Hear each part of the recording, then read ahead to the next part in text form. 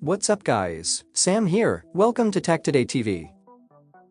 The next top-of-the-line phone from the Japanese manufacturer is the Sony Xperia 1.5. Sony has been very clear that it will not follow the usual trends in smartphones. Sony's followers have been eagerly awaiting new releases since the Mark I revived the Xperia series in 2019. Sony chooses to forge its own route and incorporate novel, cutting-edge features into its flagship phones, in contrast to other manufacturers who mimic each other's designs. Sony continues to innovate with moving lens elements for continuous zoom, 1-inch camera sensors, professional software, and more, while other firms concentrate on features like dynamic islands. We are eager to provide all the details we are aware of on the new Xperia 1.5 as its release date draws near. Sony experienced significant issues with the Xperia lineup's announcement and release timeline, particularly for the early versions. The Japanese were so anxious to show off their new models sometimes, months before the actual market release, that it led to low sales, because by the time the model hit the stores, everyone had forgotten about the phone, and the anticipation had died down. With the most recent generation,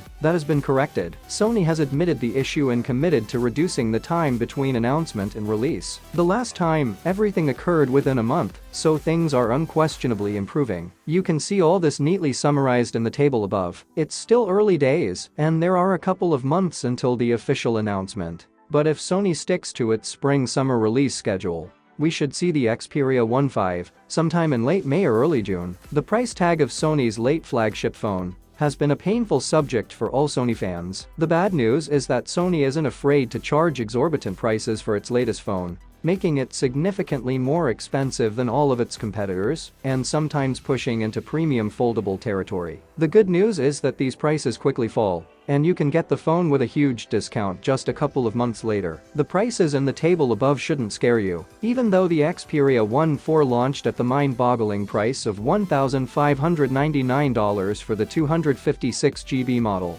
just a month later, the price dropped to $1,199 at the official site, and that was for the 512GB model. Much more reasonable, and through some deals here and there, you could get the last generation for under $1,000. The latest rumors on the subject, however, suggest that the production costs behind the Xperia 1.5 might be a tad lower than those of its predecessor. Whether this would result in a lower ending price, it's hard to say. The storage situation with Xperia phones is a bit complicated. The first Xperia started at 64GB, while the latter models only offered 256 or 512GB variations. The fact that makes things complicated is that all Xperia phones come with a microSD card slot, and the later models support up to 1TB of cards. This, to some extent, renders buying a larger base memory configuration unnecessary. As far as design is concerned, we have little to report at the moment. You can be certain, however, that the next Xperia 4 phone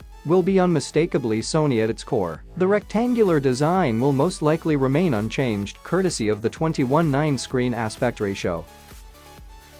Share your thoughts and comments below. I hope you found our content interesting, and if you did, please like and hit the subscribe button. See you in the next video.